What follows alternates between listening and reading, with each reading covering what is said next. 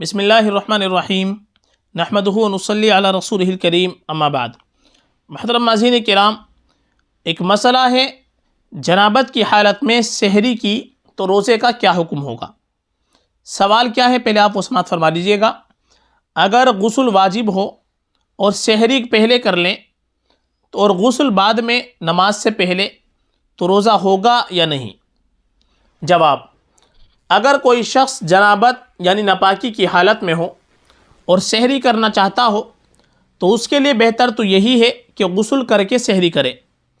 اگر غسل کا وقت نہ ہو یا کوئی عذر ہو تو وضو یا کلی وغیرہ کر کے سحری کر لینی چاہیے، اس لیے کہ جنابت کی حالت میں سحری کرنا منع نہیں ہے۔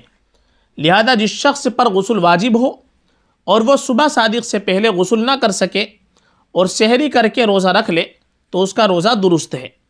ناپاک ہونے کی وجہ سے روزے پر کوئی فرق نہیں پڑے گا۔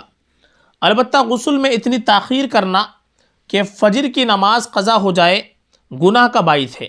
بصورت مصورہ اگر فجر کے وقت کے اندر غسل کر کے نماز ادا کر لی تو درست کیا، اور روزے کی حالت میں غسل کا وہی طریقہ ہے جو عام حالات میں ہے۔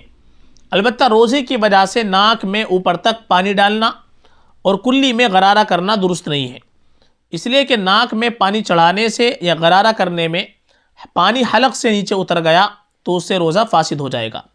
لہذا صرف کلی کر لے اور ناک میں پانی ڈال لے تو غسل صحیح ہو جائے گا۔ افطاری کے بعد غرارہ کرنے یا ناک میں پانی چڑھانے کی ضرورت بھی نہیں ہوگی۔ فقط واللہ عالم۔